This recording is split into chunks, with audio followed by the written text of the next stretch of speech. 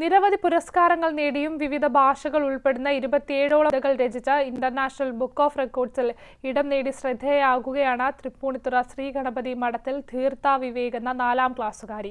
ഭക്ഷ്യസുരക്ഷാ ബോധവൽക്കരണത്തിൽ മികച്ച ബാലപ്രതിഭാ പുരസ്കാരവും ഈ കൊച്ചുമിടുക്കി നേടി. കുഞ്ഞുണ്ണി മാഷിന്റെ കവിതകൾ ചൊല്ലി തുടങ്ങിയപ്പോഴാണ് എനിക്ക് ഒരു ഇൻസ്പിറേഷൻ കിട്ടിയത്. അപ്പൊ ഞാനിങ്ങനെ ഊഞ്ഞാലാടിക്കൊണ്ട് കവിതകളൊക്കെ ചൊല്ലാൻ തുടങ്ങി. ഇതാണ് തീർത്ത വിവേക് എന്ന 4ാം ക്ലാസ്സുകാരിയെ കൊച്ചുമിടുക്കി.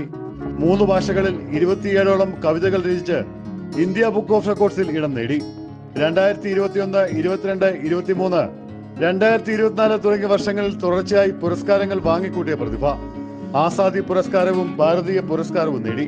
ഇപ്പൊ ഞാൻ 4ാം ക്ലാസ്സിലാണ് പഠിക്കുന്നത്. NSS higher secondary school Thrippunithura. ഞാൻ ഇംഗ്ലീഷ്, ഹിന്ദി, മലയാളം ഈ 3 ഭാഷകൾ ഉൾക്കൊള്ളിച്ച് 27 പോയിന്റ്സ് എഴുതിയതിനാണ് എനിക്ക് ഇന്റർനാഷണൽ ബുക്ക് ഓഫ് റെക്കോർഡ് കിട്ടിയത്. കുഞ്ഞാശയത്തിൽ നിന്നും കുഞ്ഞുണ്ണി മാഷിനെ വർണ്ണിച്ചുകൊണ്ടാണ് ആദ്യമായി കവിതകൾ രചിച്ചത്. ഹാസ്യവും ചിന്തകളും കളിയും ചിരിയും കൂട്ടുകാരും അമ്മയും സ്നേഹവും ഭക്തിയും കുഞ്ഞു കുസൃതിയും തുടങ്ങി പക്ഷിമൃഗാദികളും നാടൻ കഥാപാത്രങ്ങളും ഒത്തുചേരുന്നുണ്ട് കുട്ടി തീർത്തയുടെ 27ഓളം കുട്ടി കവിതകളിൽ. കുഞ്ഞുണ്ണി മാഷിന്റെ 51 കവിതകൾ നിർത്താതെ 22 മിനിറ്റ് കൊണ്ട് ചൊല്ലി തീർത്താണ് ഇന്ത്യ ബുക്ക് ഓഫ് റെക്കോർഡ്സിൽ ഇടം നേടിയത്.